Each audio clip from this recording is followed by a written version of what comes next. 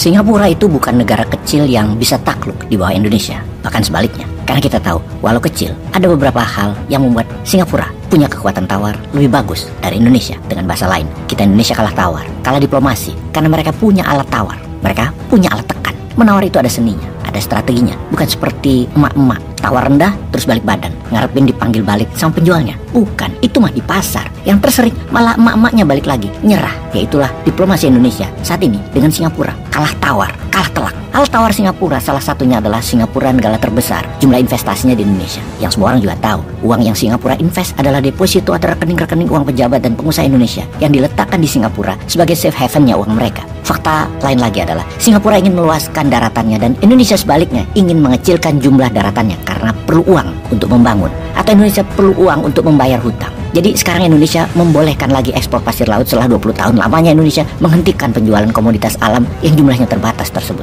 Aturan baru itu juga memperbolehkan ekspor pasir laut baik oleh korporasi lokal maupun asing. Kebijakan itu dinilai dapat memicu kerusakan lingkungan lebih lanjut di masa depan. Tapi mungkin karena ada hal yang sangat penting, kerusakan lingkungan tidak masalah. Itu masalah anak cucu nanti. Sekarang yang penting bisa dapat uang. Tapi ternyata prestasinya bukan cuma itu saja. Kebijakan ekspor pasir juga menambah daftar panjang berbagai regulasi saat ini yang dinilai tidak pro terhadap lingkungan hidup. Sebutlah Undang-Undang Cipta Kerja alias Omnibus Law yang sudah disahkan Maret lalu. Para aktivis hijau atau elemen masyarakat sipil tak henti memprotes keras lolosnya belit yang dianggap merugikan buruh dan nasib lingkungan hidup. Menyusul banyak pasal-pasal yang dinilai mengancam ketahanan energi dan mengancam lingkungan hidup Indonesia di masa depan. Misalnya, terkait perubahan royalti produk hilirisasi batu bara menjadi 0%. Juga kemudian syarat-syarat izin usaha dan penanaman modal asing di berbagai sektor usaha yang membuka resiko isu sustainability lingkungan. Mereka, orang-orang asing tersebut, melakukan brutal mining yang merusak lingkungan. Namun itu tidak dipedulikan.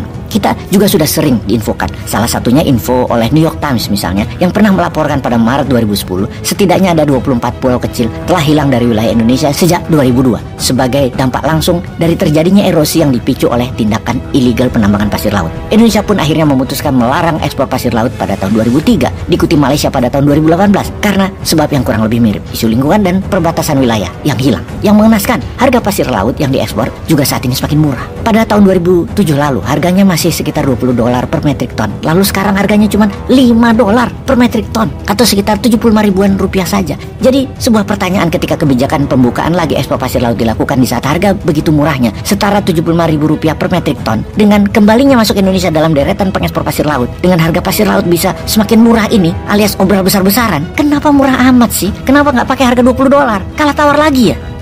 Peace.